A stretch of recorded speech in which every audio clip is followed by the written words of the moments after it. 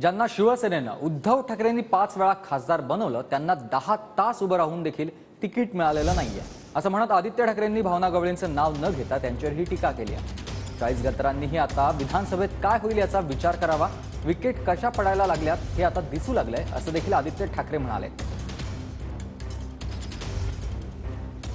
हे आपण त्यांना विचारा। आपण पाहिलं असेल ज्यांना अनेक वेळा खासदार शिवसेनेने बनवलं, उद्धव साहेबांनी बनवलं। एक व्यक्ती तर अशी की 5 वेळा खासदार बनवलं आणि त्यांना काल 9 की 10 तास थांबून देखील तिकीट मिळालं नाही। दुसरे आहेत दुसऱ्या एका मतदारसंघाचे, तिथे देखील तिकीट मिळालं नाही। अजून 2-3 ज्यांची तिकीटं कापली जाणार आहेत। मग नक्की त्यांच्यासोबत जाऊन मिळवलं तरी काय? जी गद्दारी करायची होती पक्षासोबत, उद्धव साहेबांच्या पाठीत जो खंजीर खुपसायचा होता तो त्यांनी खुपसला। महाराष्ट्रासोबत बेईमानी केली या लोकांनी।